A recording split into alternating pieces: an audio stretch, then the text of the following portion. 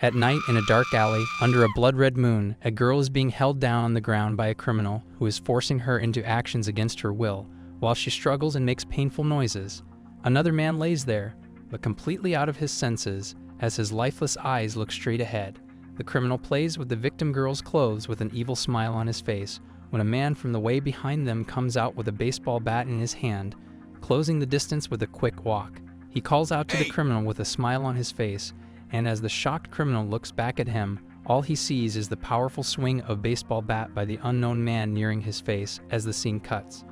The main character is a guy called Zhao Yu, who died in his old life by falling accidentally. He then somehow entered the body of a detective in Key City's major crime department, although he was the boss of the criminal world before. As he irritatingly lights up and smokes his cigarette, he thinks about a way to keep his job at the police station after getting angry over other workers there to stay late, and wonders if he should go back to his old job. He chokes on his cigarette and blames the new body for not being able to smoke, but is suddenly shown a screen in front of him which starts up a system of some sort, which chooses his divinatory symbols after he had a happy encounter.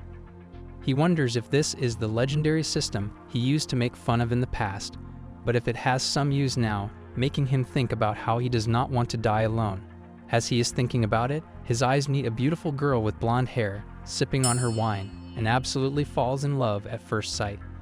Zhao Yu tries to approach her, but she names her price to get along before he can even say anything, which makes him angry as he has no money right now and sees another guy take her with him. After being annoyed at the rejection, he sees another guy looking at him in a creepy way. So Zhao Yu tells him off and comments on the guy's weakness in his head when that guy walks away covering himself in a hood. Seeing the guy, Zhao Yu remembers his meeting at the police department where they warned him about such cases of men taking advantage of helpless women, that too in areas such as bars. However, one of the criminals got scratched by his latest victim, and so his blood can help them catch him, which clicks in Zhao Yu's mind that the guy earlier also had a mark on his face. He connects the dot, but is a little hesitant to make a move as he is stuck in a moral debate. Still, he gets out in the alley to follow the criminal when he sees the man who took that girl with him fallen to the ground in an unnatural position and also unable to move, which makes him realize that this is the same as the criminal cases he has been following, and runs to find the criminal while grabbing a bat from the alley. He runs around and quickly finds the criminal who was just about to commit the crime,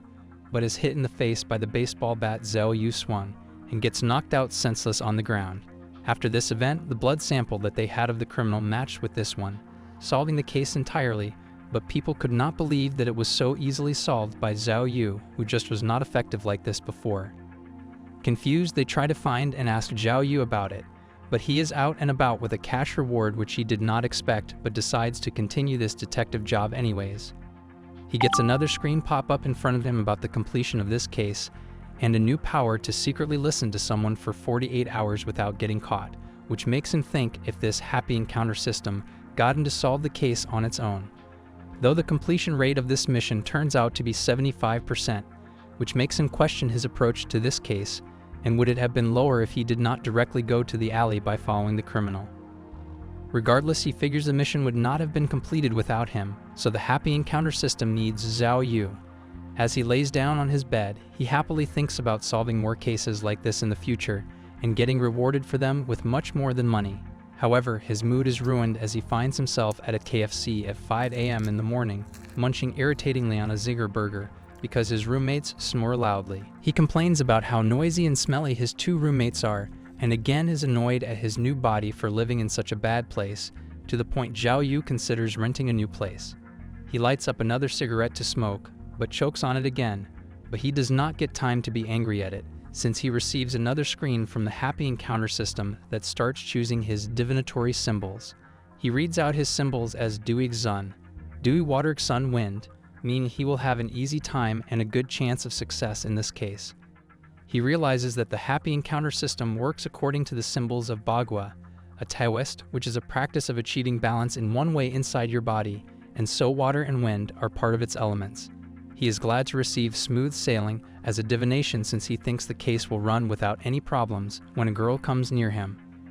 The girl has injuries all over her body, blood on her face, and is not even able to walk properly, let alone barely being able to speak words. As she gets closer, she asks Zhao Yu to save her, before falling to the ground senselessly and passes out. Everyone else is shocked to see her act like this, but Zhao Yu notices that she has basically gone lifeless, with one of her hands covered in bloody bandages. On the 22nd of April, a woman fell senseless in front of a TFC where Zhao Yu was, who helped her by stopping her blood flow and called an ambulance to bring her to the hospital, where it was confirmed that she is not in a deadly situation, but is part of a case where people's arms have been cut off. Zhao Yu also contacted the police, who still does not have any solid proof of anything as they are still trying to figure this case out. Meanwhile, with the victim girl in her hospital room, he is disappointed with the 3D movie made to summarize his heroic actions saving the girl, and turns around to ask the victim girl about her thoughts on this. The girl gets angry and shouts at Zhao Yu for not even being able to find a single piece of information about this case, and only question her, which makes her doubt the police and if it actually is helpful.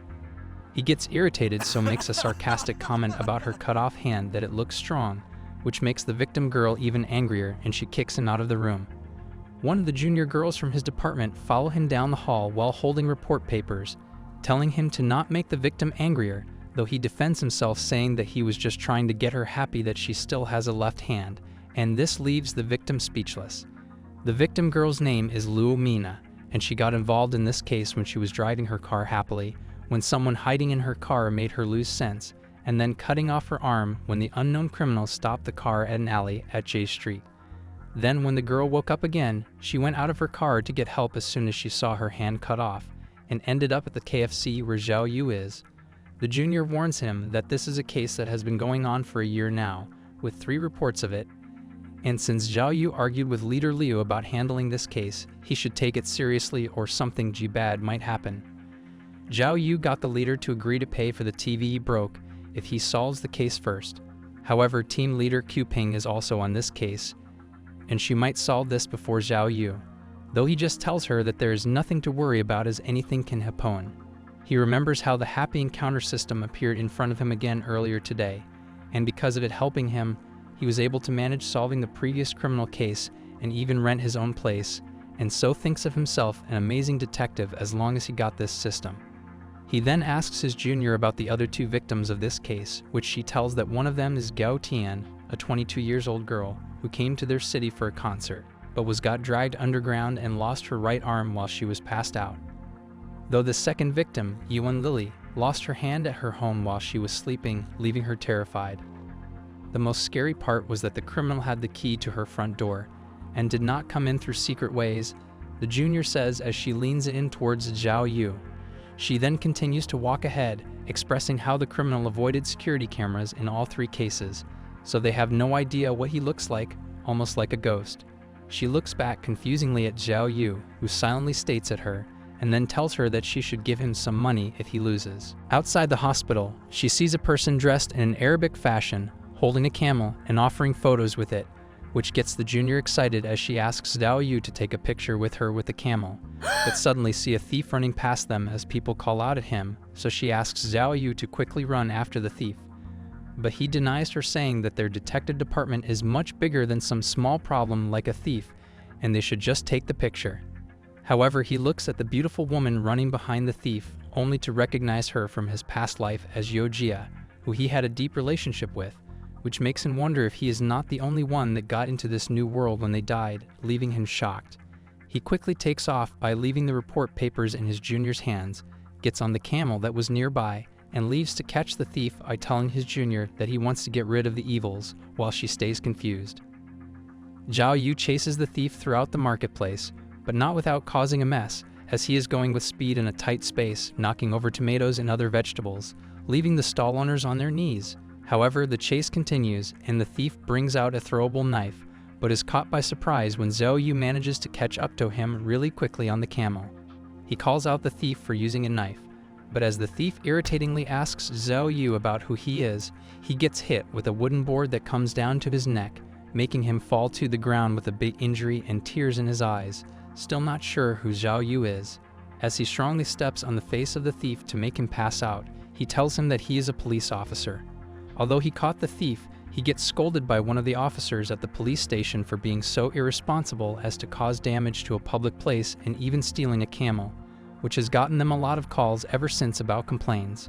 The other police officer stops the angry one and shows him a license that clearly says that Zhao Aich is actually a detective of a major crime department's branch, while Zhao Yu picks his nose to show he does not care.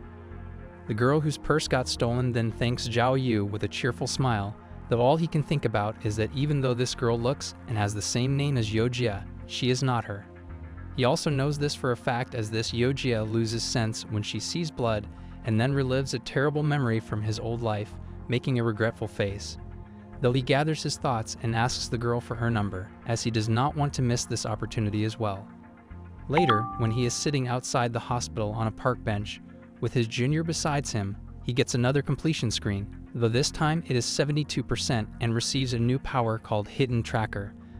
But he is not too excited about that, as he is confused about how the Happy Encounter systems actually works, since it made him meet with Yojia instead of researching the entire case. He then decides to research the divinatory system and its symbols, otherwise he will just get something that is of no help in the case, making him crush the drinking can in his hand. He then decides to just continue on with the case on his own, and to find new information on it, even though the Happy Encounter system has already been completed. He tells his junior to come with him, and when she asks where, he makes a sarcastic comment about going to the bathroom. In the police station, Zhao Yu suggests to other team leader Q Ping that the criminal has been planning to attack Luo Mina for a while now, which is why there was no proof left behind.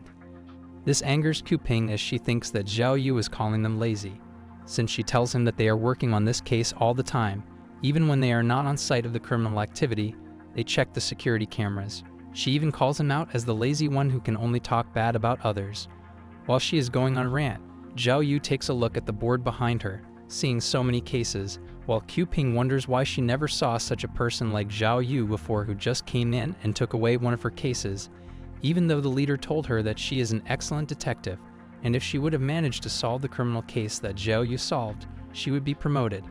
While she is irritated by that thought, Zhao Yu figures out that he was always caught by the police because of this board they got, with his many pictures helping them track him.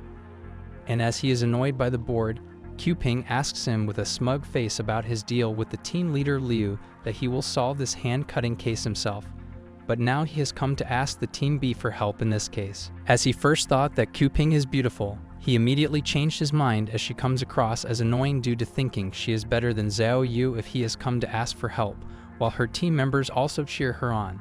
Zhao Yu then slams his hand against the locker, with Q Ping in between him and it, and leans closer to tell her that she has got it all wrong, that he is only here to get some more information about the hand-cutting case rather than ask for help in it, and if she is afraid that he will solve it faster than her, then she should just drop the case altogether. He then adds his own sarcastic comments about how Team B put effort in this case but were still unable to catch the criminal behind it,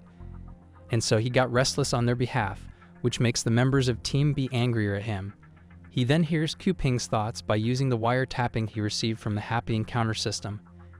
and placed it on top of the whiteboard, which gets him the information through Q Ping that she thinks he must be very smart, or just familiar with the J Street to be able to avoid security cameras this easily.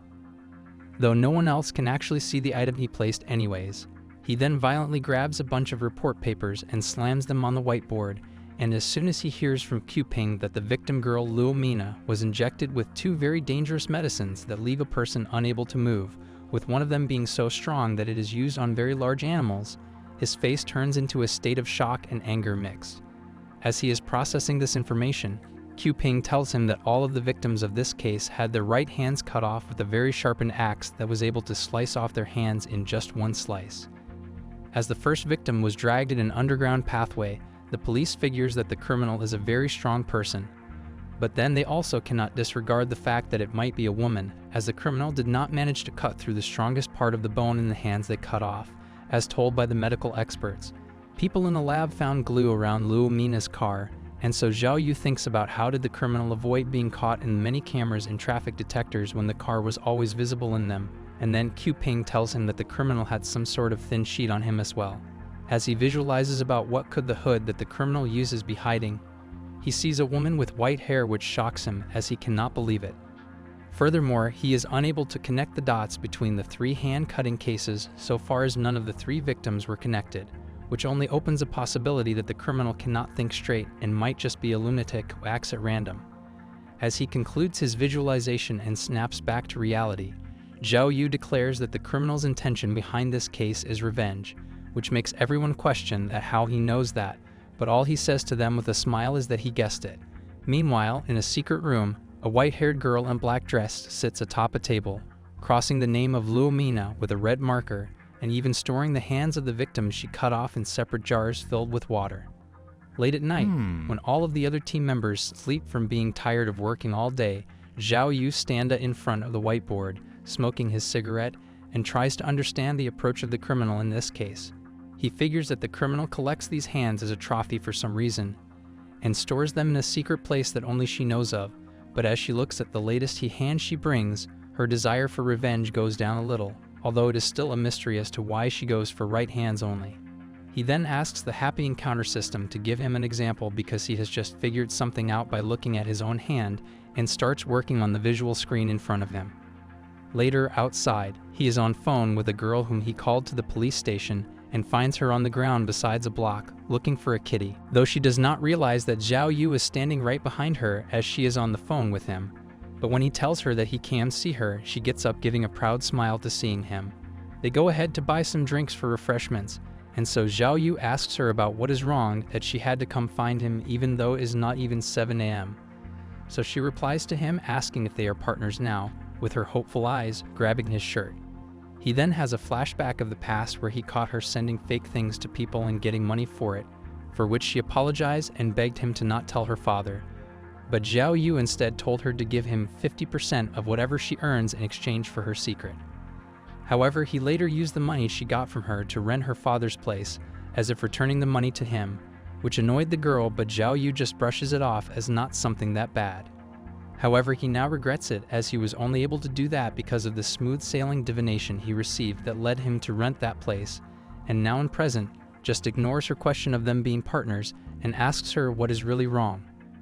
The girl makes a very unusual request of asking him to go to the parents and teachers meeting with her, which makes him spit his entire drink from his mouth. He wipes it off and tells her to stop joking about this stuff, but she literally jumps on his back and tells him that she has already tracked down the message that was going to be sent to her father and directed it to Zhao Yu's phone. He reminds her that if her dad finds out, he will be kicked out of that place and will have nowhere to live, but she starts an act instead, calling Zhao Yu her dad and offering her room as a place to stay if he does not have a place to live for himself. She begs him, thinking her charm would work here, but he rejects her with a serious face that even being called father will not make him go to that meeting. However, he still ends up going with her to what turns out to be an auditorium where beautiful pianist ladies are playing the piano, all because the girl blackmailed him by saying that if her actual father went to the parents and teachers meeting, he would find out that she skips classes and sells fake things, which will also be a loss for Zhao Yu as he will not earn money, and even his job as a police officer will be in danger, since he was supporting such a scam.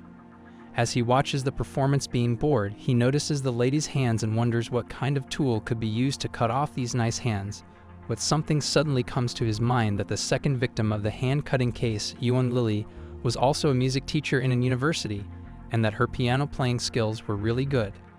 After this, he realizes that the first victim was also attending a concert before she was dragged and got her hand cut off.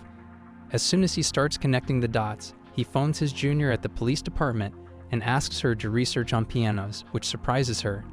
He thinks that if the first two victims had something to do with music,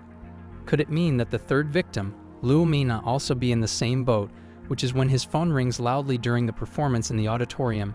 irritating the other people, and call him an uneducated father. However, he does not care, and he moves up the stairs as he talks on the phone, and shouts an offensive word when his junior on the phone tells him that the victim Gao Tian was also attending a piano concert tour, and asks him that how he could possibly know that.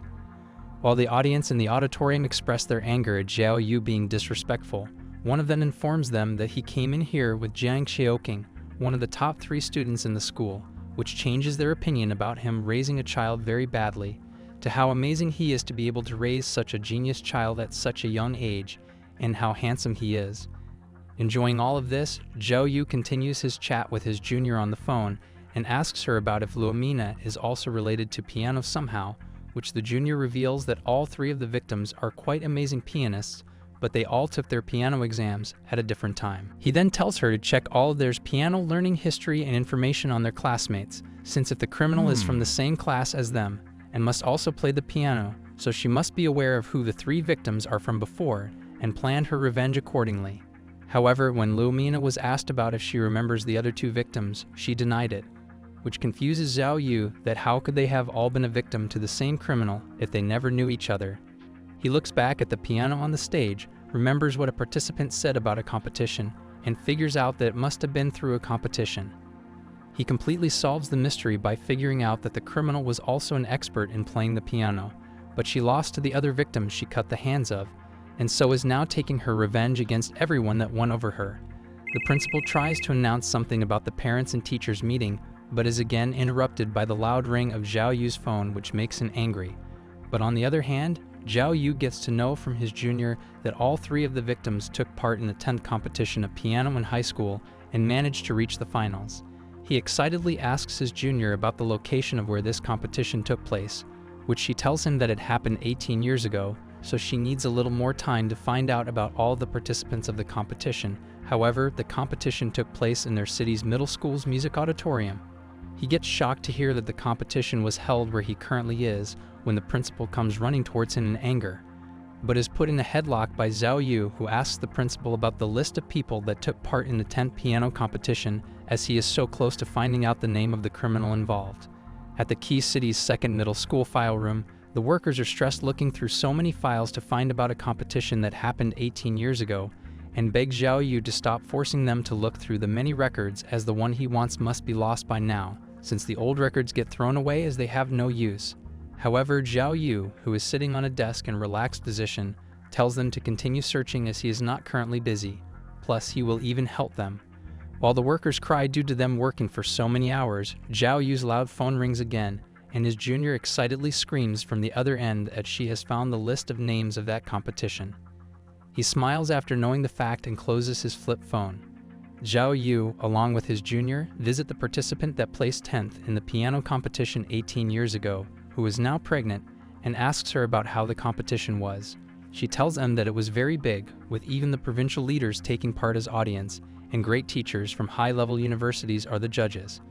After the top 3 pianists were chosen by the high-level schools, the others from 4th to 6th position were chosen by schools on a lower level, and those even below that position, like her, were only treated as participants. Zhao Yu and his junior then exchange gratings with her and then move on. Seeing the 10th place participant of the competition, Zhao Yu thinks if the losers of this competition are forced to live a life they do not want, while his junior shows frustration about getting another participant on the list wrong, as the one they just met was supposed to be the closest to the criminal. Though because she is pregnant, there is no way she is able to go around and cut off people's hands. As Zhao Yu stares at her again, she looks back and complains that if they do not find a criminal from this list of people, they will have to look at them again, which Zhao Yu responds to saying that he will be leaving this annoying task to her, which she whines about, saying that all he wants to do is see her fail. He then gets in real close to his junior and grabs her, asking her if he should just go and catch the criminal himself, which makes her realize that Zhao Yu has changed from before, so he straight up tells her that he is a gangster who came from another world, and is now stuck in this body as a police officer. She quickly shuts him off, saying that she only meant that his eyes look very baggy, and so he should sleep since he has barely gotten any, whilst pressing his cheeks in. She thinks that he will be able to perform better in this case if he takes some rest and refreshes his mind, saying that he is going in the right direction to catch the criminal in the hand-cutting case by checking the competition participants. After this conversation, he is left speechless, but suddenly receives a completion screen with a high percentage, that is 88%. Confused, he instead, looking at the all-purpose key he just got that is able to unlock 6-digit passwords and single locks. He wonders if going to talk to the participants and the middle school auditorium part of the Happy Encounter system to get a lead on this case, and decides to check it properly later. He then part ways with his junior, telling her that she should rest too, and to meet up at the police station tomorrow, which she agrees to and leaves.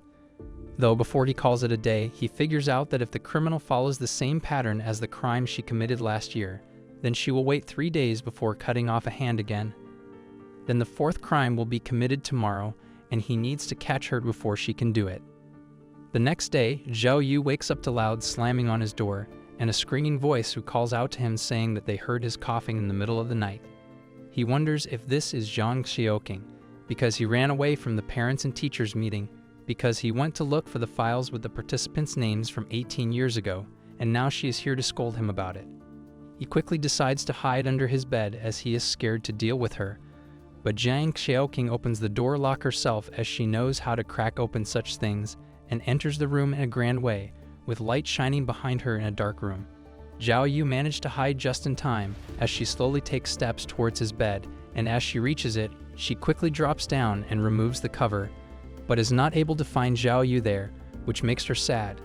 She wonders where he went as she checks the balcony, only to find it empty, and then slams the balcony door loudly, in anger screaming curses at him.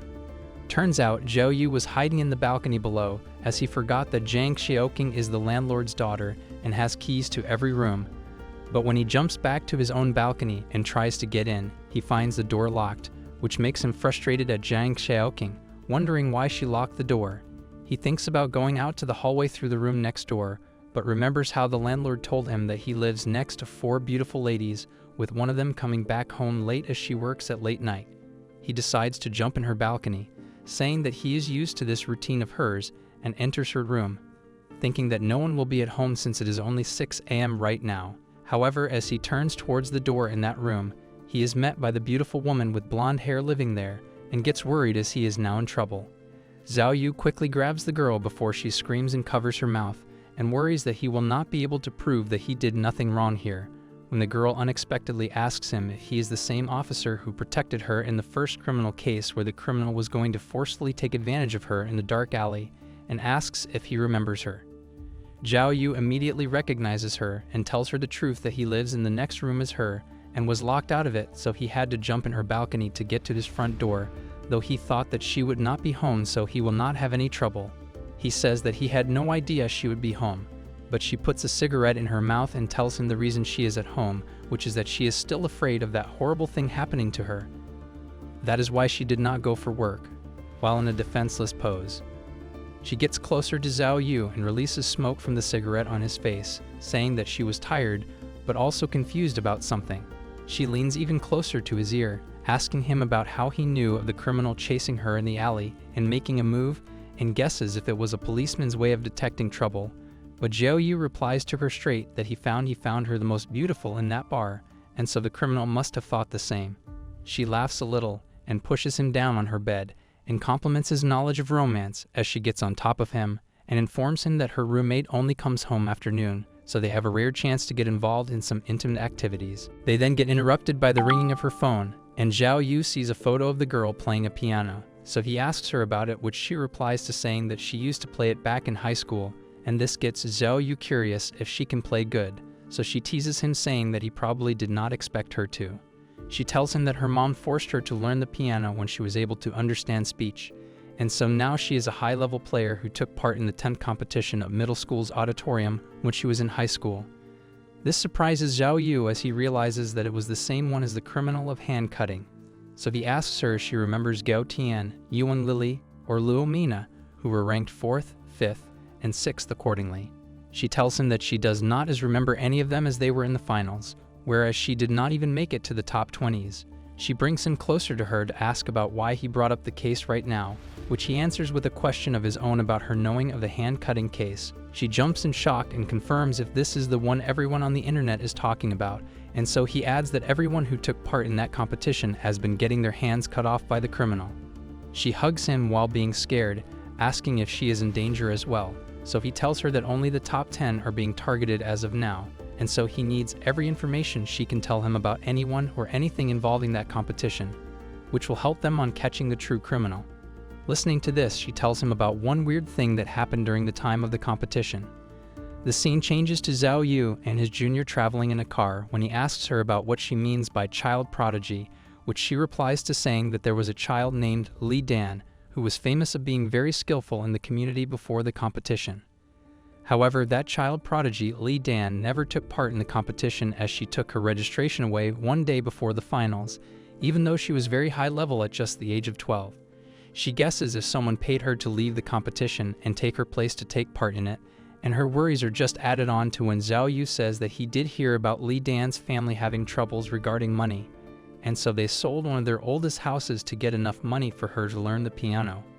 He pets his junior on the head, to which she makes a confused face, and he continues saying that Li Dan would not have thrown away that one lifetime chance away for money, regardless of how much she was offered, since getting into the top 3 will change their life for the better.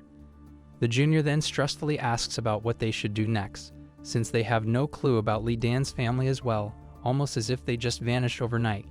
Focusing on the potential next victim of the hand-cutting case, he asks her if Li Xinhua is safe and is protected by someone, which she says is taken care of as there has been a team sent to her right at the moment Zhao Yu told her about it.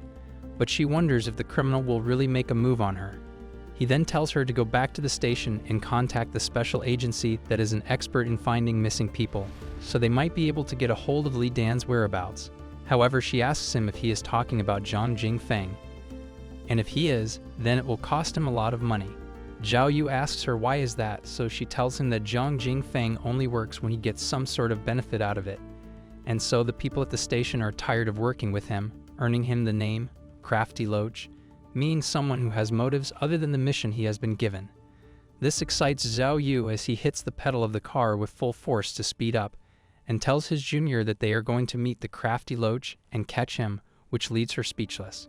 However, when they reach the place where Zhang Jingfeng is, he is greeted by a group of thug-looking men who already know of Zhao Yu and ask him what he is here for in a very clever way.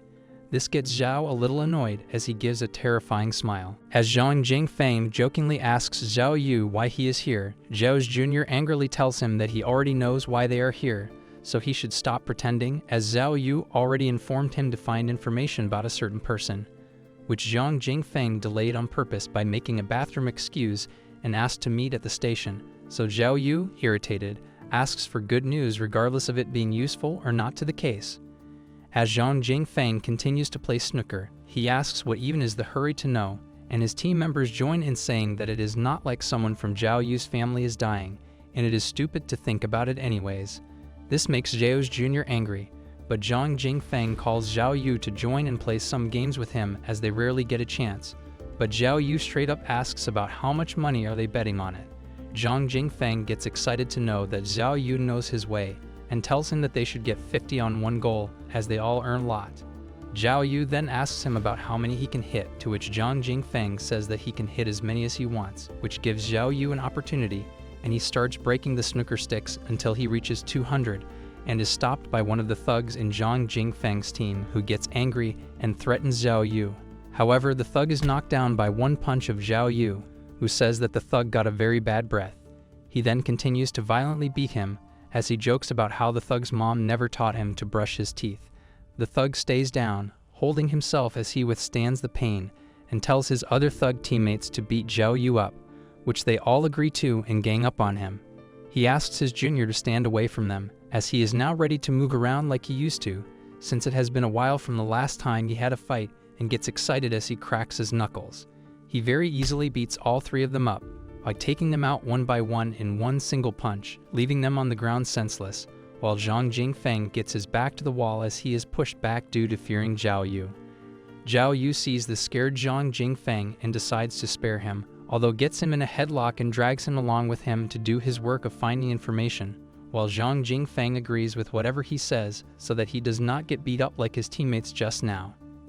After the investigation is completed, Zhao Yu and his junior reach a very hidden place in an alley, which is the place they were told to go by Zhang Jingfeng, who figured out that no one can change their medical records, even if they change their name or surname, so Li Dan can be found. He then tells them that 15 years ago, her father suffered from a heart attack and had to be moved to the hospital quite a lot of times, and then last year, even her mother joined him there due to tumor being grown in her. The junior realizes that they never left the city, but the address they reached may have been a false one. Zhao Yu again visualizes the criminal in the hand-cutting case by remembering that this address is only 100 meters ahead of where the 3rd victim got her hand cut off, and sees the criminal come from that exact place and into the address they received. So he knocks on the door, but it immediately opened, and then he is shocked to see the shadowy figure that from behind the door came out.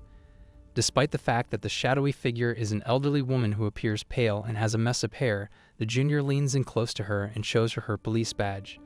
The junior then inquires as to whether or not Lee Dan still resides in this location. The elderly woman extends a warm welcome to them in their home. However, in contrast to the junior, who is taking pleasure in the old woman's hospitality, Zhao Yu stands by the window and raises the question of whether or not her daughter played the piano in the past. In response, the elderly woman explains that the family has stopped using the word piano ever since the death of Lee Dan's father occurred. The younger person inquires as to whether or not something has occurred, and the elderly lady proceeds to recount the tale of how her Dan was of great assistance to them during the time that she was able to win significant prizes in piano competitions at the city, country, and even province levels. On the other hand, 10 years ago, when she qualified for the finals of the second middle school competition by achieving third place in the quarterfinals, she gained the self-assurance to choose a very challenging song to play on the piano. She believed that she was almost as good as the two finalists who were ahead of her.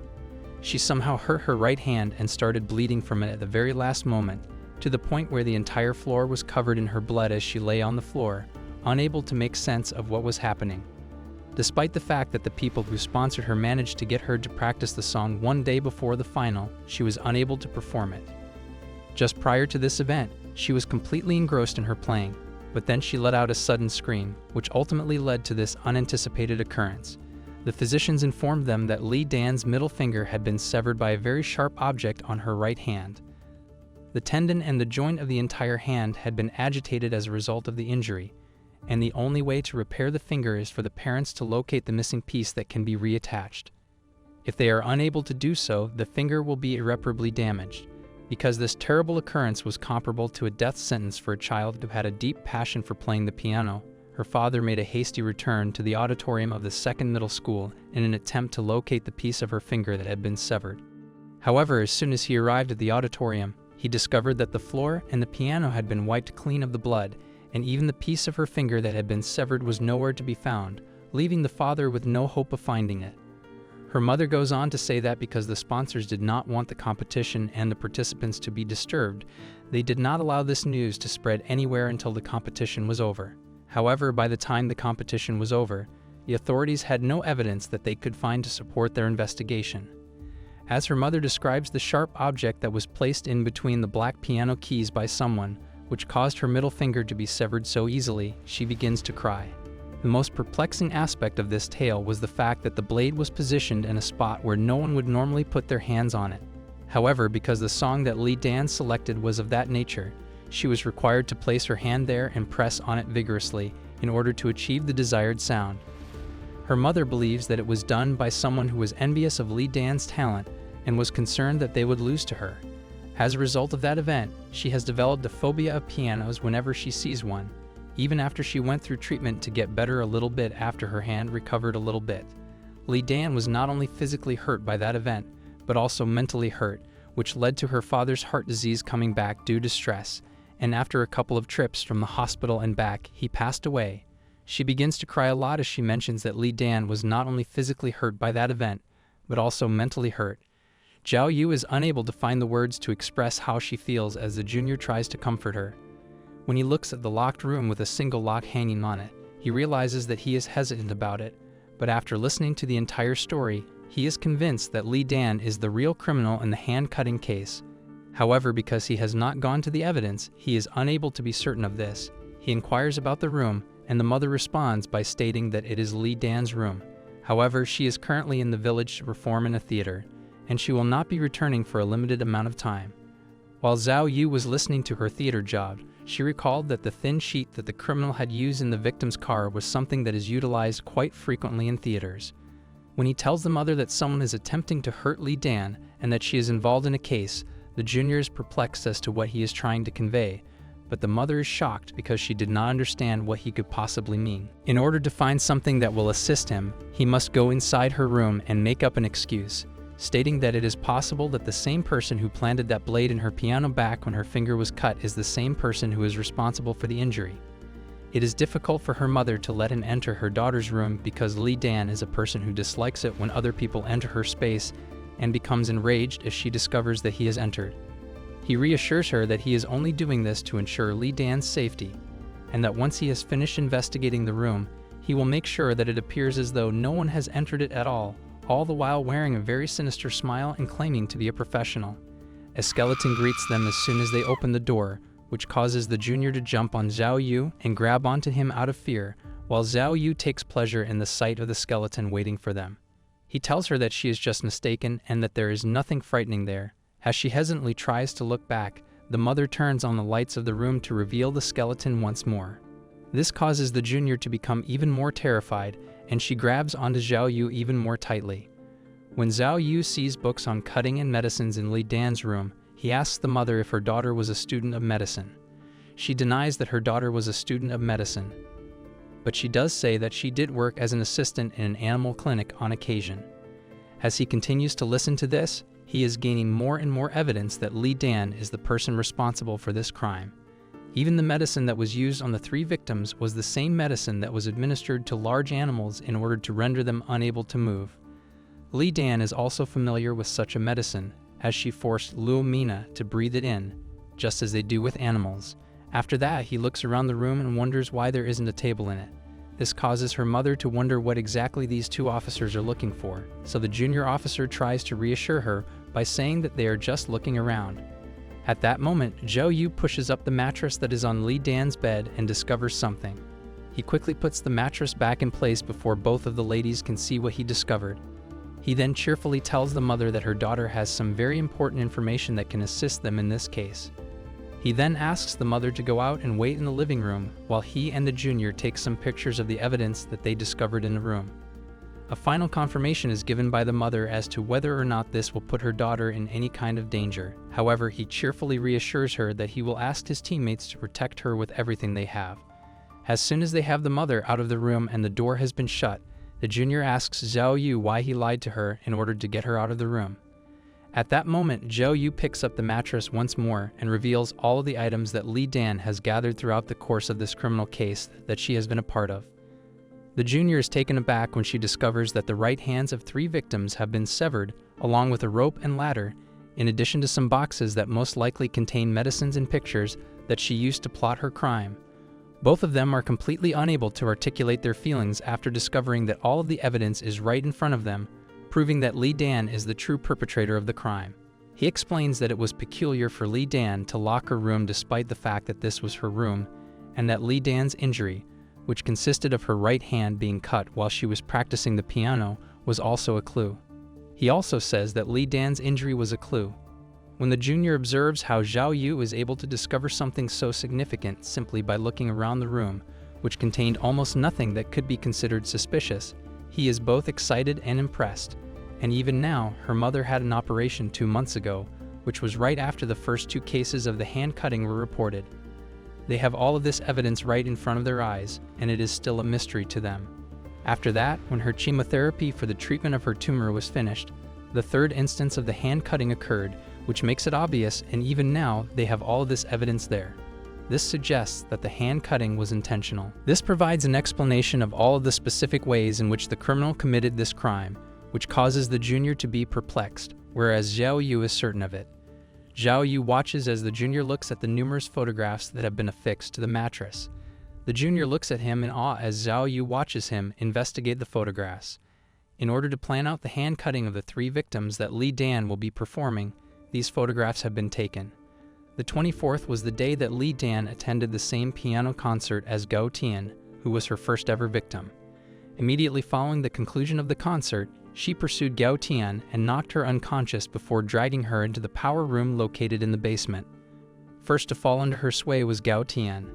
After that, she severed Gao Tian's right hand, and without getting in a hurry at that moment, she carefully placed her hand in a jar that contained a liquid that could safely store it, and then she left after concealing it.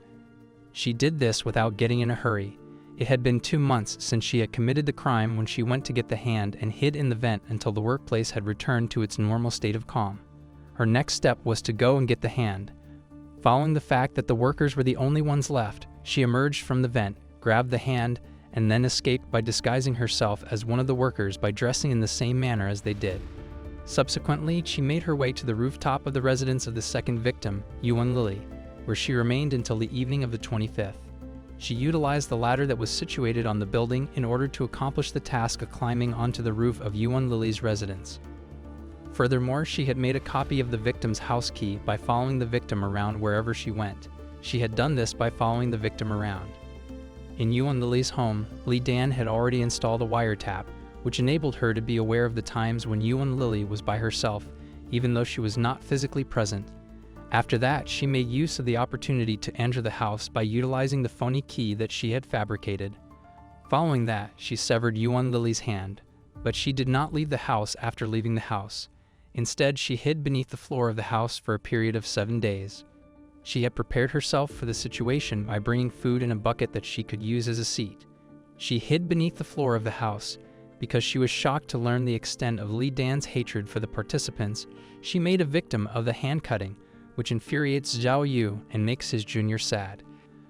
Following the commission of the crime, she did not leave any traces behind. She is confused about the reason she did what she did because there was only one person who cut her hand, and she is not concerned about the other participants. This is the reason why she is perplexed. Zhao Yu then comes to the realization that there is a picture of a water gun up there with the others, which leaves him perplexed as to why it is there given that it does not correspond to the crime. He is also perplexed as to why it is there. It is a picture of an international businesswoman who traveled to Australia, which is shown to him by his junior when he finds out about another picture. She is known by the name of Xiao Jiang, and there is a great deal of information about her in addition to the evidence. On the other hand, Zhao Yu comes to the realization that she is the next victim, rather than the girl he had anticipated being the beneficiary of the situation. In spite of the fact that he saw a grave with a massive hole dug into it, he was taken aback to discover that she was the next victim. He finds out that she is about to arrive in the city at 3 o'clock, which is exactly 1 hour ago, after checking the landing of her flight. He discovers this information after checking the runway. In his haste to leave the building in search of Li Dan, he gives the order to his junior to take photographs of the evidence and report it back to the station, which she also does without delay. He then makes his way out of the building. After conducting an investigation into the name Xiao Jiang, she comes to the realization that she is the same Xiao Lulu who took part in the competition 3 years ago and came in 3rd place. However, there is no explanation for why she changed her name. She was chosen by an ethnic strings conservatory to study in another country, and she later became a successful businesswoman by selling musical instruments.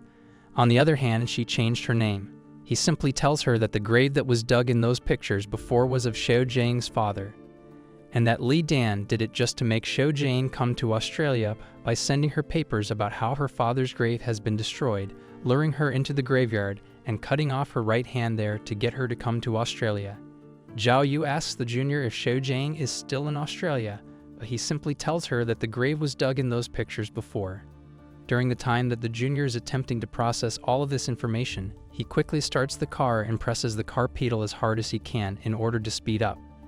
This causes her to be speechless. At the same time, both of these activities are unfolding simultaneously. He shouts out that he has no time to waste because the plane has already landed while he is driving in the distance. He is in a hurry to get to his destination.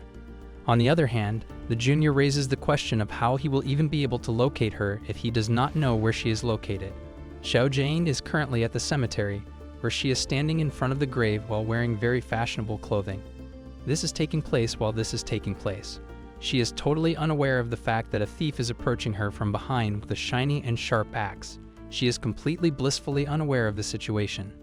As Li Bini, Zhao Yu's junior, is unable to locate Li Dan's phone or even determine where she is at the moment, she begins to experience a state of panic. Li Bini and Zhao Yu are both in the same situation.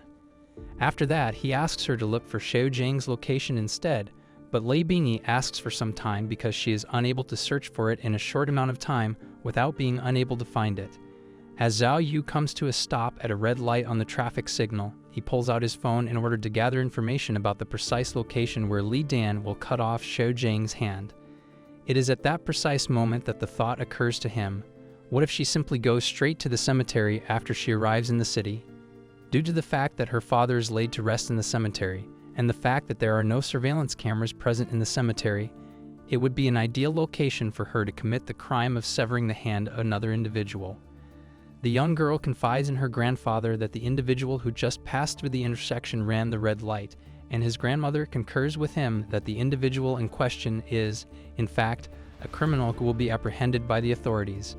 As he accelerates the vehicle, he leaves the people who are walking by feeling the wind.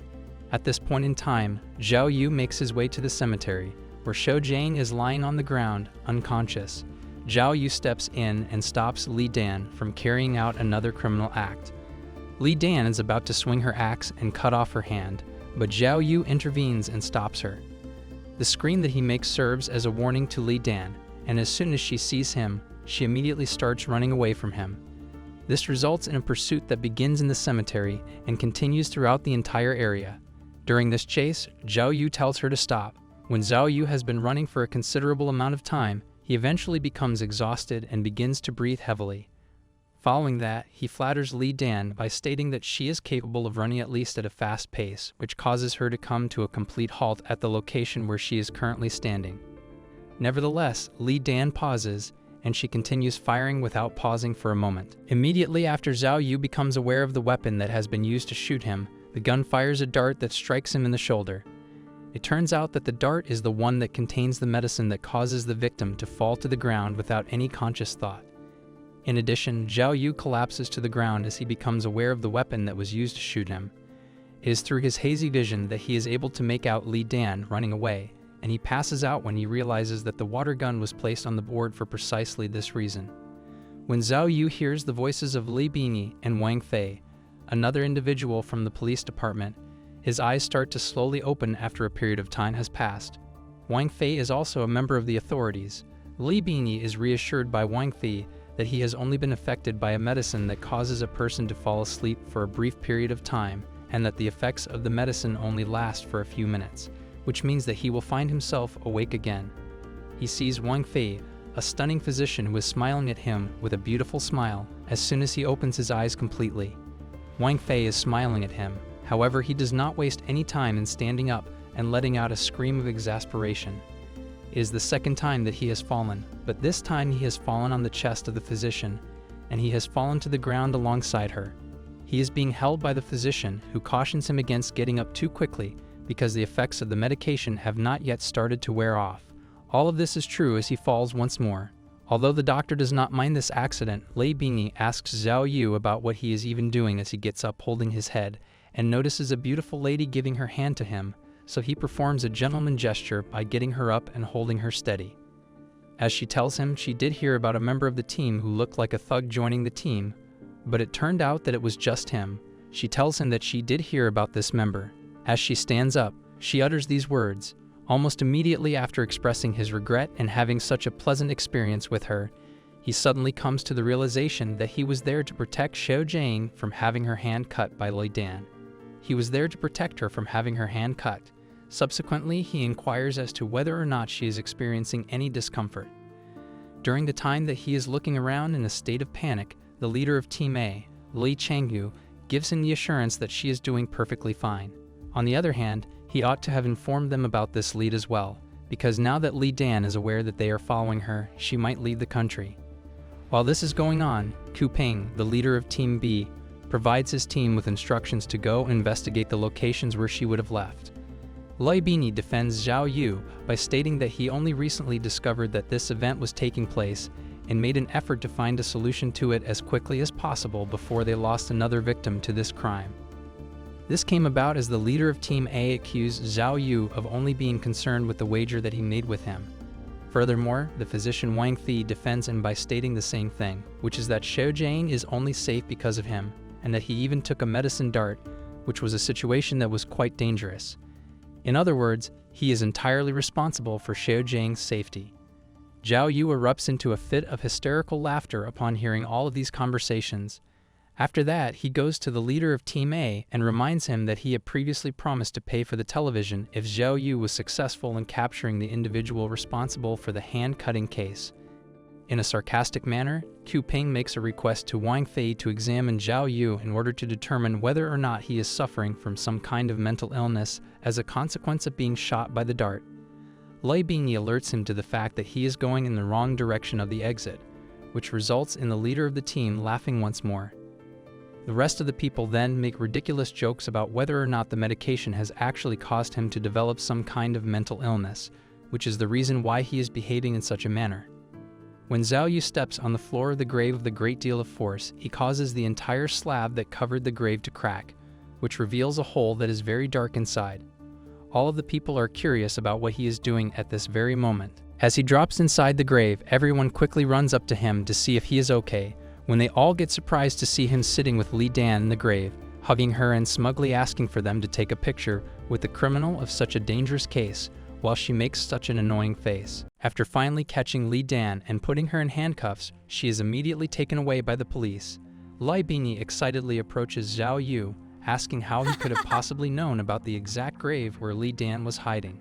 He hesitates to answer immediately, as he realizes that he cannot tell her about the hidden tracker he placed on Li Dan's behind when she ran away after shooting him with the medicine dart, as no one knows about his powers, so he cleverly comes up with another answer where he tells her that he figured she would still be hiding in the place of crime, as she has already done something like this before when she hid under the floor of the second victim's house. Though his answer quickly loses reliability as Leibini questions him about how he knew the exact grave she was hiding in, as there was no way he could figure it out, seconds after he just woke up. He struggles to think up another answer on the spot and avoids making eye contact with her,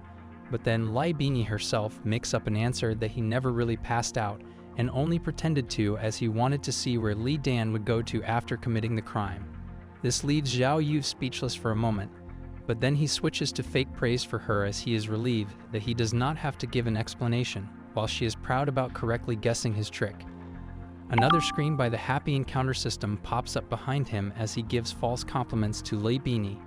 but this time the completion rate is 95%, much higher than his previous completions, and another power-up, while Leibini continues to wrongly figure out the events, calling Zhao Yu an actor for faking the entire reaction in front of team leader Liu and Qping. He also notices the high completion percentage and thanks the hidden tracker for helping him, while accepting the new hidden lie detector reward, knowing how these items will help him even more in the future. Later, in the interrogation room, sitting across the table from Li Dan, who is handcuffed to it, Zhao Yu restlessly thinks about his new divination that he received this morning, which was a riddle with the answer that Li Dan wanted to meet with him. Keep her head down, she asks him who did it, which Zhao Yu does not understand, so she gets up in anger and repeats the question, but more clearer, that who placed that blade on her piano during practice.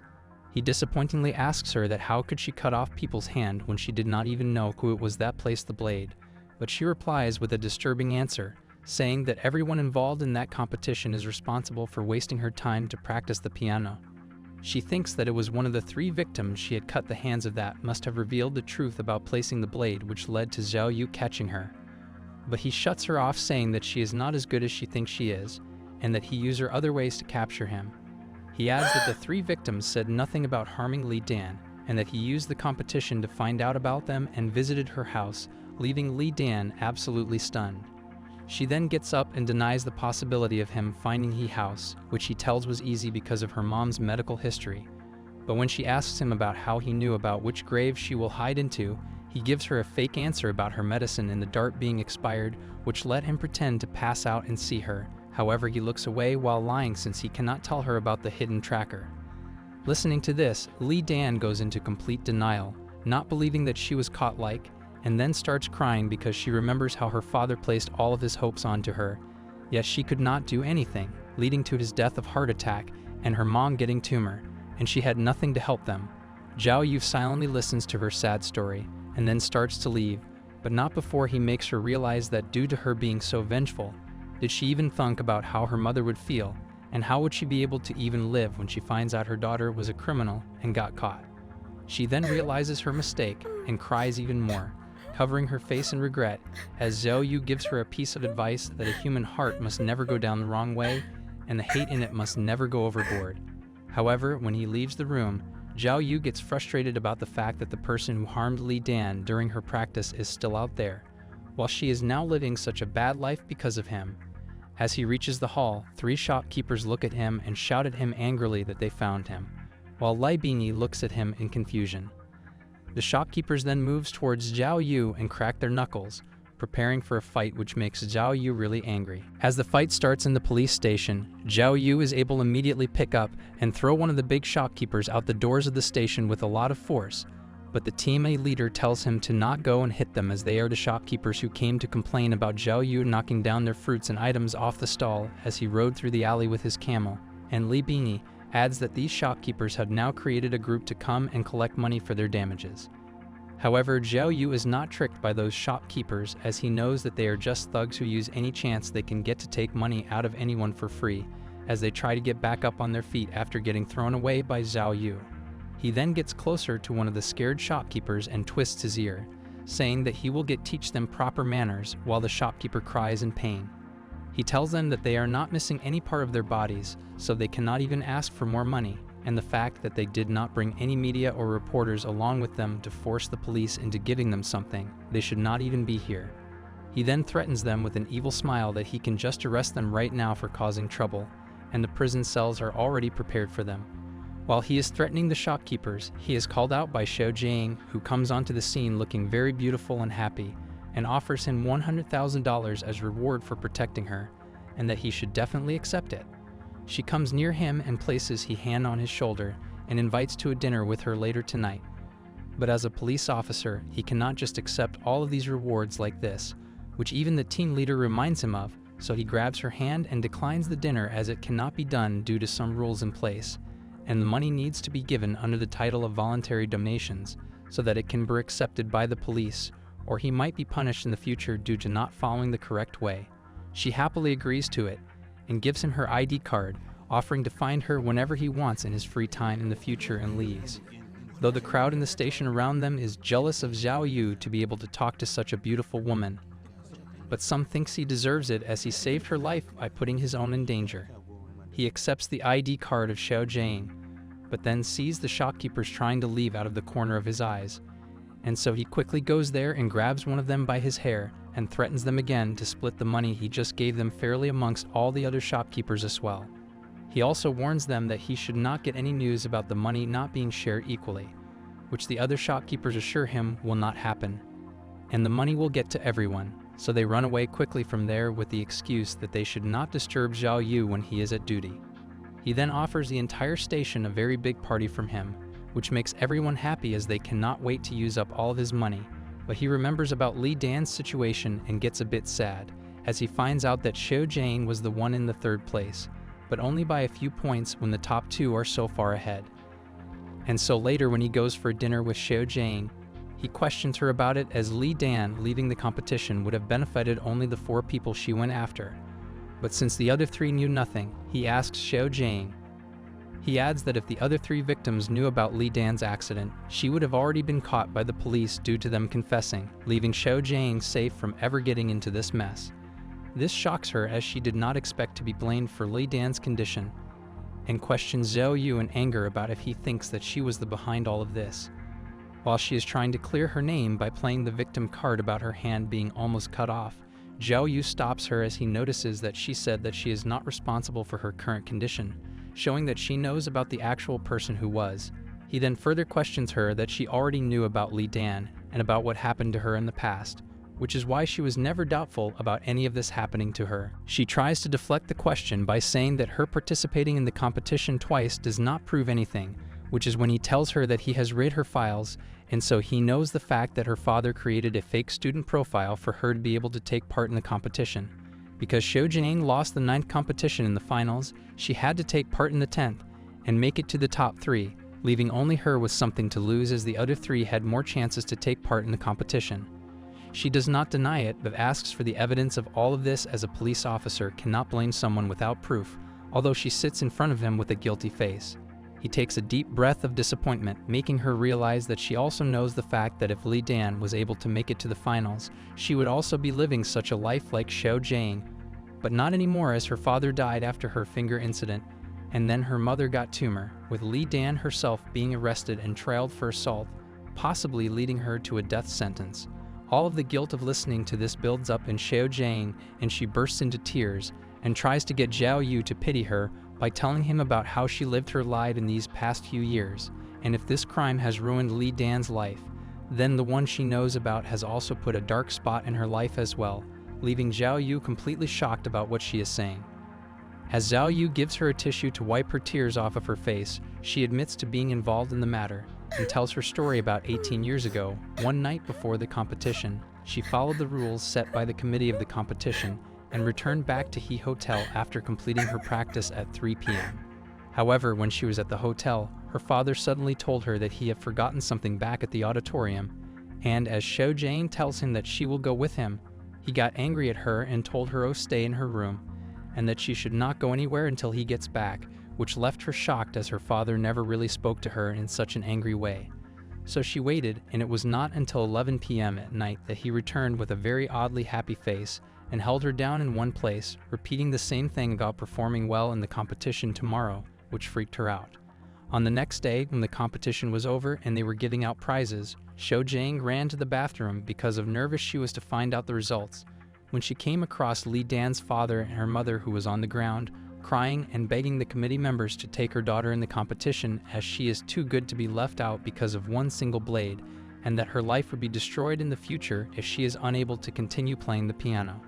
Xiao Jing only then found out the reason why Li Dan was not able to participate in the competition, because of her finger being cut by a blade during practice, and realizes that the incident took place at the same time her father left the hotel room in a hurry and returned very late, leaving her absolutely horrified. Later, when she was standing on the third place step, her father from the crowd pointed his phone at her for a picture and repeatedly asked her to smile, but Xiao Jing was too scared of the fact that the incident might have to do something with her father, and she did not want to accept that, leaving her face pale and unable to smile for the entire time she was there.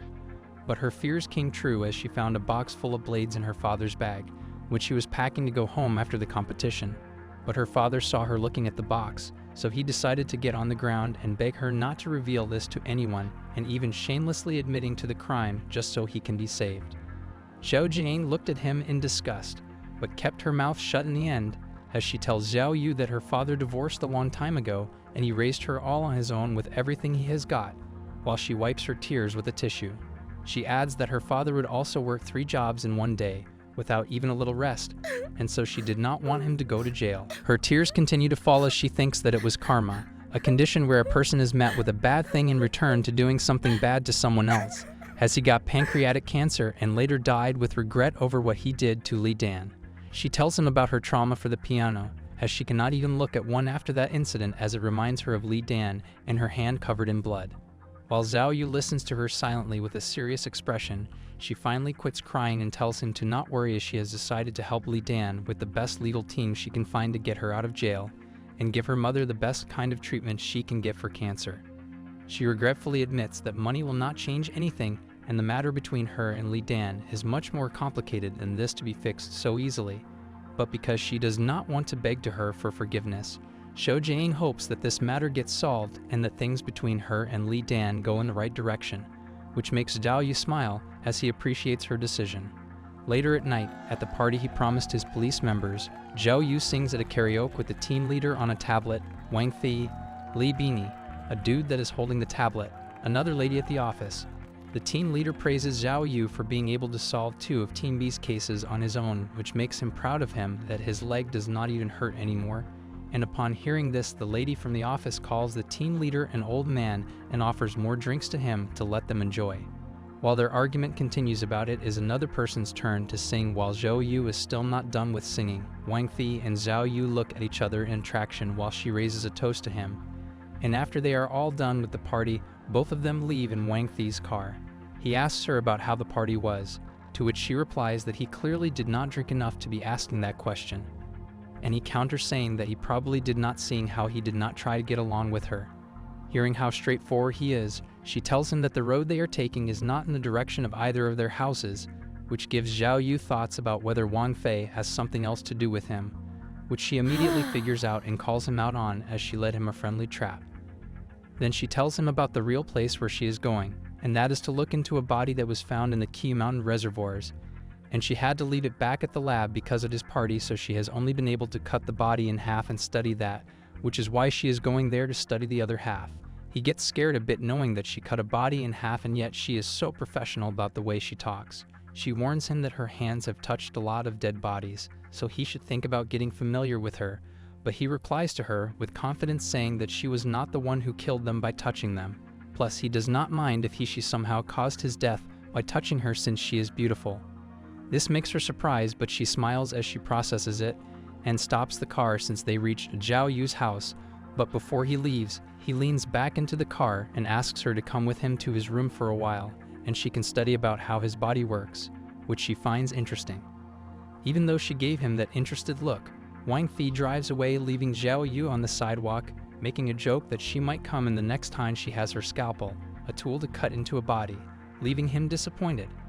As he walks slowly up the stairs to reach his room, he hears loud crunches of someone eating something. When he reaches the room, he finds the landlord's daughter Zhang Xiaoqing eating an apple, and she tells him that it is so hard to meet with him these days. She gets up in a very serious way, saying how he must have had his fun by now, which he hesitatingly denies, saying that he was actually working on a very big case, but gets an apple pushed into his mouth by Zhang Xiaoqing when she angrily screams at him for ruining her parents' and teachers' meeting. She starts crying with tears falling quickly off of her face, saying how she only wanted to earn money to help her family by getting them out of financial problems, and asks if that is such a bad thing to do. She sits down on the stairs and turns her back towards him, crying about how she will attend school if she is caught doing what she does to get money. But when Zhao Yu offers to just help her to fix the situation, she immediately turns back with a very happy face, a big smile, asking if he really means it. Turns out she was only acting to get Zhao Yu help since her teacher was going to come to her home for the meeting, and she did not want her real father to meet him. As the teacher goes on and on about how Xiaoqing is a good kid with manners and talent in studies, and since the entrance exams are not too far away, it is the parents' duty to protect their children, Zhao Yu is irritated at the fact that Xiaoqing is such a good actor, seeing how she can change her face so quickly, that she should just do it as a job. After the meeting is done, Zhao Yu and Xiaoqing gift the teacher some fruits as a going-away gift, which the teacher politely denies. However, Zhao Yu and Xiaoqing use their eyes to talk to each other by him asking her if her father's about to reach her home, but she calms him down, saying that she has his mobile location tracked, which tells her that he is still at the hospital. As Xiaoqing says goodbye to her teacher, Zhao Yu thinks about how boring it is to be someone's parent when he remembers how Wang Fei told him about the body she was going to check and wonders if she is done doing that, and so he quickly goes to the Team May's office at the police station, asking Sister Xin for another case when he sees Wang Fei talking to her about something. He gets closer to them and hugs Wang Fei and asks Sister Xin if he can take one of Wang Fei's case so that they can discuss all about it tonight if she is free. But Sister Xin tells him that he is not free tonight as she gives him another case, while informing him that Ku Ping and the others are already working on Wang Fei's case. She then also gives him a new phone to use for cases and tells him to get rid of the previous temporary phone he had, while Wang Fei laughs at this situation a little. Sister Xin tells him to report back to her after he has packed all of his things for the new mission he has gotten, which is a training session that requires every department to take part in it. And today is Zhao Yu's department's turn. He reads the details written on the paper and gets confused. At the training grounds of the police station, Zhao Yu lays down on the floor completely bored and looks through his phone, looking at the items he got through the Happy Encounter system, but feels that these items have been getting crazier the more he gets them, as they all focus on a lot of details like the telescope, objects to identify the form of written articles which can be used 3 times, some sort of signal barrier, and even an air quality meter. He thinks about how the system even pops up when he sneezes sometimes, but as he is confused about how it works, a very young and beautiful Sister Yang,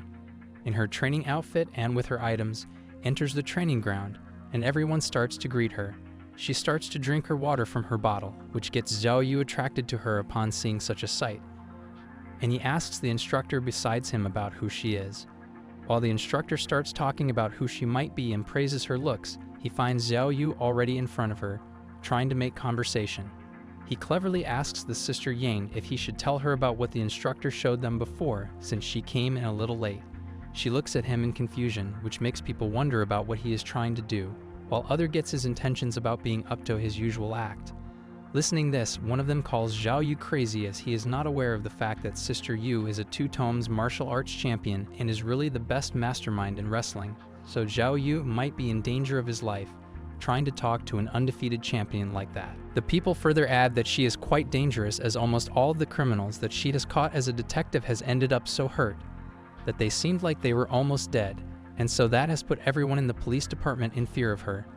As they all worry about Xiao Yu's life being in danger, Sister Ying happily offers her hand to Xiao Yu and agrees to let him help her. The training begins, and Xiao Yu tells her that he will be instructing her in the elbow press.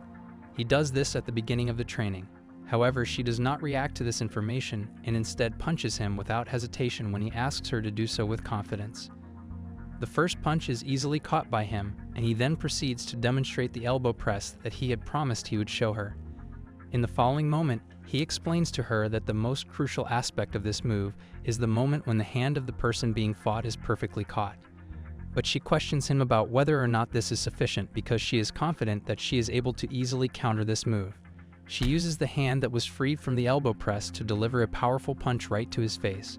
While he is still recovering from that punch, she jumps at him with full force and kicks him with immense force. In spite of the fact that he is able to block the kick with his hand, he is still pushed back to the ropes which are located inside the ring. Since this was all on the request of Xiao Yu wanting to teach her, she went ahead with it, thinking that she needs to humble him a little. As he is finally able to take a breath, he realizes that he made a mistake by attempting to teach her how to fight. He realizes that he should not have engaged in that way with her, since she is very skilled in fighting, which is the reason why she did not have anyone with her in the training ground. Additionally, no one tried to approach her. While he holds his face in pain as it has left a mark on his cheek, giving him throbbing pain, she is cracking her knuckles and stretching her body in preparation for more fighting. Sister Ying, on the other hand, is aware of this, and she cleverly apologizes by stating that she may have applied a little bit more force than necessary when she delivered that punch. When she asks him to not be angry with her, she makes a suspicious face and asks him to teach her the lock that is used in wrestling as a way to make up for the fact that he is angry with her. She does this as a way to give him something to make up for. Before they go to the lock, Xiao Yu tells her that he would like to demonstrate to her his own method of escaping the elbow press to get back at her. It is because she does not really care about him, and all she wants is for him to hurt himself, or for her to accidentally break his neck, that she is curious about what it could be. Xiao Yu is eager to demonstrate to her how he can escape the elbow press on his own, does not care if they are in the process of getting ready, moves in quickly towards her, and makes an attempt to grab her waist. Although she is able to avoid it with ease, she is confused as to why he did not go for her face. She then becomes entangled in the lock once more when Xiao Yu grabs her other hand and goes behind her. This causes her to feel frustrated because she is unable to escape the elbow press this time around. Sister Ying becomes even more enraged as he moves closer to her ear and whispers that her kick just now caused him to be injured, and that he is now unable to move. In spite of her repeated requests for him to release his grip, he persists in drawing nearer to her body and whispering to her constantly. With the intention of infuriating her even further, he instructs her to refer to him as Brother Yu. After that, he will instruct her in 2 new moves, and then he will press her against the ropes in order to increase the amount of pain that she is experiencing. This causes her to become so enraged that she lashes out at him, but he continues to play his game throughout the entire situation. Getting more and more annoyed by the second, Sister Ying Yu swings her head back and hits Xiao Yu in the nose, knocking him back and releasing her from the lock. And seeing how he is hurt and holding his nose, she takes advantage of the situation and raises her leg to kick him again, as he is not seeing her at the moment. But Xiao Yu quickly recovers and catches her leg by the ankle very easily, even complimenting how nice of a leg it is. As he tries to make another compliment about how active she is, she gets more frustrated and jumps in the air using his hand as a platform to gain energy, and uses her other leg to wrap around his face and putting him in another lock, knocking both of them down to the ring floor. Xiao Yu gets angry, and seeing how defenseless her behind is, he bites it with the full force of his jaw, causing her to make a rather uncomfortable sound, leaving her embarrassed. Because it hurts and was unexpected, she jumps up and punches him straight in the face, burying it on the ring floor, telling him how much the bite hurt. As she charges another one of her punches, an instructor comes into the ring and tells both of them to stop, asking if they are wild dogs fighting.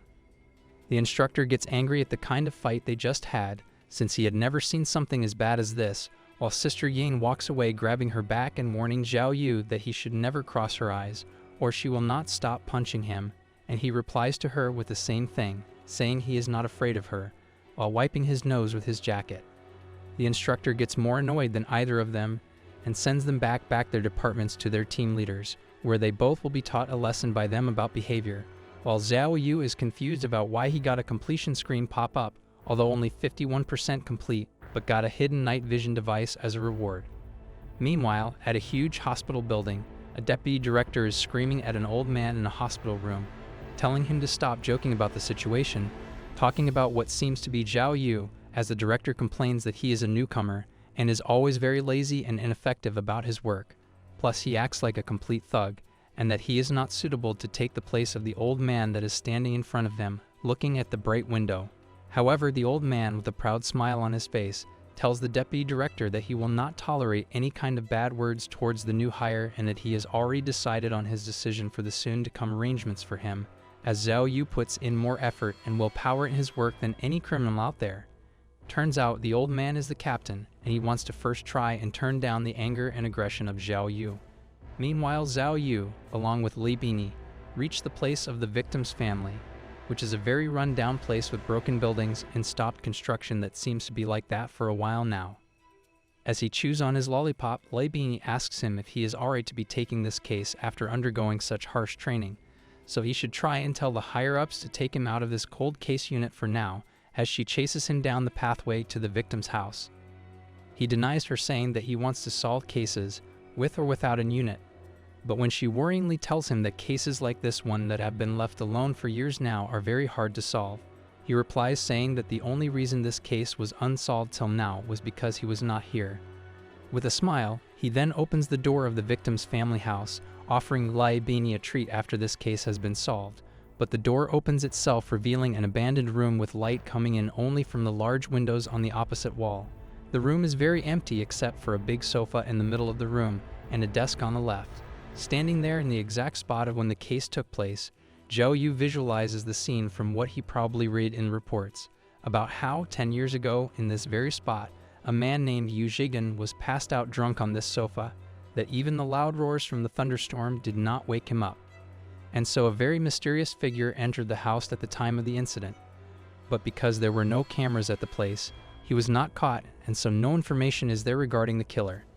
Which is why the killer was easily able to carry out his crime without anyone knowing, not even the victim Yu Zhigan, as he was completely passed out and got slashed in the front of his body 40 times before he died completely.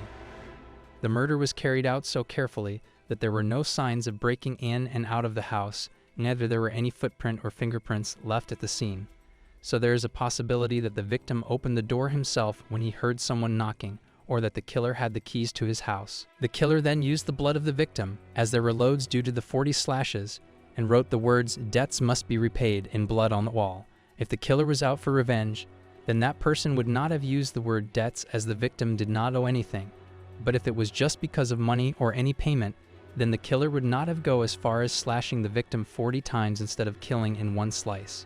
The killer filled the crime scene in blood and even wrote such story-like words on the wall, which leaves Xiao Yu confused about what the true objective of the killer was. The visualization then ends when his phone starts to ring loudly again, and it is Yo Jia, the girl he helped when a thief was running away with her purse, and she asks him out on a place to eat through video call as a thanks for helping. At the hotspot store, Yo Jia and Xiao Yu sit at a table, with her being so excited about finally being able to invite him out to eat, as she has been wanting this for so long, ever since it was due to his help that her purse was not stolen, while he eats the cooked meat and brushes it off as if it was nothing for him.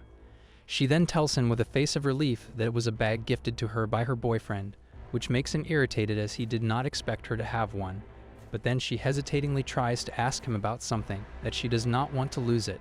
which confuses Xiao Yu as he agrees to help her in whatever it is, as long as he is able to do that thing. This makes her extremely happy for some reason, and she requests him to investigate her boyfriend for her, which leaves Xiao Yu even more confused than before. Turns out, she wanted to find out why her boyfriend keeps on asking money from her, and worries if he is caught up in something bad, as Xiao Yu gets another screen pop up in front of him with a completion rate of 59% and a hidden sensor as a reward. He is on a call with the Zhang Jingfeng, who he asked to search for information on Yo Ji's boyfriend. Zhang Jingfeng tells him that her boyfriend's name is Kane Ji, and passes all of the information he got on him to Xiao Yu, who promises to treat him to another game of pool after he is done here. which Jiang Jingfeng denies as he knows that he will lose in pool pretty badly, and so just asks Zhao Yu to get him some food. Meanwhile, Zhao Yu is keeping an eye out on the wife, Lin Meifeng, of the victim, Yu Zhagan, as she is the most likely suspect of this case, knowing how the killer was easily able to get in the victim's house without any proof of being there. Turns out, she has been a victim of abuse from her deceased husband, and once she was beaten to the point that she lost a child before birth. The victim of this case even has history of threatening Lin Meifeng's family and breaking her father's leg in their past as he looks at her shopping with her little daughter. The night the victim was killed, Lin Meifeng was at a hospital with her cousin, who was giving birth at the time, which makes it the perfect excuse for her, if she is the killer of her husband, as she ties the loose shoelace of her daughter's shoe.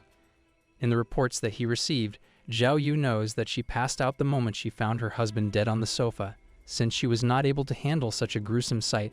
and so her neighbor was the one who killed the police on the scene, which then led to her trying to commit suicide out of pure sadness. But she was then sent to a hospital to get treated for depression as a result. Even though she looks so happy and cheerful now with her daughter, since she was able to get out of the life of such abuse and murder, which caused her to go to the brink of death, she turned her life around by marrying to a new guy who gave her a very good life to live. But as he is about to finish his thoughts and come to a conclusion, his phone rings loudly, and when he picks it up, it is Jiang Jingfeng who tells him about the person he was looking for, Kang Ji, Yoji's boyfriend, and tells Zhao Yu that Kang Fai was selling fake products in the wholesale market by making them in his factory, and he is going there now, so he sent his location and his warehouse's location to Zhao Yu. He finds out that it is very close to him, so he reaches the wholesale market's warehouse area, but seems a bit bored, while another happy encounter system screen floats behind him. As he is walking around to find Kang Ji, he notices a man running away with a purse of another lady who shouts at him to stop, and the lady turns out to be Sister Ying chasing behind the thief. Zhao Yu moves his leg forward and trips over the thief without making much effort, and looks as the thief falls to the ground with everything inside the bag going everywhere as well. Zhao Yu tries to pick up a sort of small book that fell out of the bag to the ground, while the thief sits there trying to focus, but since Sister Ying was running at full force, she runs past Zhao Yu screaming at the thief to stop, but accidentally hits him in the face again, which makes Zhao Yu mad. She then makes a big jump and extends her leg to kick the thief in the face as she was not going to let him go, and throws him into the tires. Zhao Yu realizes that she took this chance to hit him as well, as he tries to rub the pain away from his nose, and then gets closer to her and the thief, pushing her to the side, and punches the thief in the face to stop him from ever trying to run away. However, Sister Ying also gets mad as she realizes he too took the chance to hit her back and grabs him by the collar, making each other stare into their eyes with an angry face. They both remembered that they decided to fight each other if they cross each other's eyes, so without any words spoken between them, they both go at it. Sister Ying jumps up and attacks Zhao Yu with a swinging kick, but he dodges that and sends a punch flying her way, with enough force to make him grit his teeth. Both of them take their fighting too far, causing a very loud scene, making a lot of people gather to see what is happening, only to find two adults fighting so violently. As one of the men tries to hold back Zhao Yu by grabbing his arms and telling him to stop, he screams at Sister Ying that he only helped her to stop the thief, and yet she returned his kindness with violence, while one of his cheeks swell up. However, instead of admitting that, she replies back saying that there is no saying that Zhao Yu was not teaming up with the thief, while she angrily swings her leg around, but a policeman holds her back while struggling, and tells her that it does not matter now since the actual criminal has now been caught, as he is being dragged away, almost dead because of Zhao Yu and Sister Yang. They both then part ways, again warning each other that if either of them came across their eyes, they will have a fight once again. After they have been separated, Zhao Yu looks at his phone to see where Kang Ji is, but he has gone too far for him as he wasted time fighting Sister Yang. But he blames only her for it, and was unable to do his actual job. He complains that Sister Ying did not hold back in any of her attacks towards him, and they hurt so much, but he is glad to have gotten at least one thing good from that entire encounter, which is the wallet of the thief. He opens it up to see why he was being chased by the police, and grabs the picture of the thief out of the wallet, but is shocked to a picture of Lin Meifeng under his own. However, it appears to be a photo in which she is severely injured with bruises all over her face, and she looks lifeless. He keeps questioning the fact that the thief had the picture of the suspect of this case in his wallet, and so takes it back to the R-Sub Bureau, a place in the police department where Zhang Jingfeng works. He tells Xiao Yu that the thief is named Liu Pengfei, and he sells clothes in the wholesale market. He is a rich man as the money in the card that was left in his wallet adds to up around a few million. And he even has 2 cars and 3 houses on rent under his name. However, Xiao Yu only cares about how he is related to Lin Maifeng, while Lai Bini stays amazed at how much Liu Pengfei has, but she reads out the report that says that he did not really have any relationship with Lin Maifeng, though he comes from the same village as Yu Zhigan, the victim of this case. Zhang Jingfeng is surprised at how lucky Xiao Yu is, as this case has been labeled a cold case since it was closed 10 years ago, but he was now able to find such a clue from a random wallet he picked up. But he has no idea about Xiao Yu's power, that is the happy encounter system, which pops up behind him with a mission completion rate of 80% and a hidden wiretap as a reward, which Xiao Yu is not too thrilled about as he looks at the photo, since he knows that this only appeared in front of him because of the happy encounter system. He realizes that the picture of Lin Maifeng found in Liu Pengfei's wallet was taken very secretly, so he should ask him about her as he might know something to help with this case. Lai Bini makes an assumption that Liu Pengfei maybe liked Lin Maifeng in secret,